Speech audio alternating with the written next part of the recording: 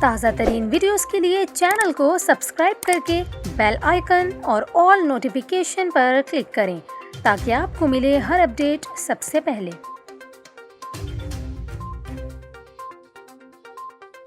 اور یہاں پر آپ کو خبر دیں، پاکستان ریلوے کے ترجمان کا یہ کہنا ہے کہ سیلاب کے سبب سندھ اور بلوچستان میں مسافر ٹرینیں چلانا ممکن نہیں۔ ترجمان ریلوے کے مطابق اس وقت روہڑی اور ٹنڈو آدم سیکشن پر کئی مقامات پر پانی جمع ہے۔ مسافر ٹرینوں کی بحالی میں مزید 3 سے 4 دن لگ سکتے ہیں۔ ترجمان ریلوے کے مطابق مسافر ٹرینوں کی بحالی مرحلہ وار ہوگی، جبکہ کنٹرول سپیڈ پر مال بردار ٹرینیں بحال کر دی گئی ہیں۔ اس کے علاوہ سندھ میں سیلاب سے ایک طرف گاؤں کے گاؤں ڈوبے ہوئے ہیں تو دوسری جانب لوگ بیار و مددگار امداد کے منتظر ہیں۔ خیرپور ناتھن شاہ شہر کی مختلف کالونیوں میں 2 سے 5 فٹ تک پانی پہنچ چکا ہے اور شہر میں مکانات کی دیواریں گر گئی۔ متاثرین نے شہر کے باہر سیتا روڈ اور انڈس ہائی وے کے دونوں اطراف پناہ لے لی ہے۔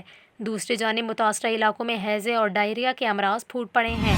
سیلاب متاثرین نے مطالبہ کیا ہے کہ ان کو راشن، خیمے اور طبی سہولیات فراہم کی جائیں۔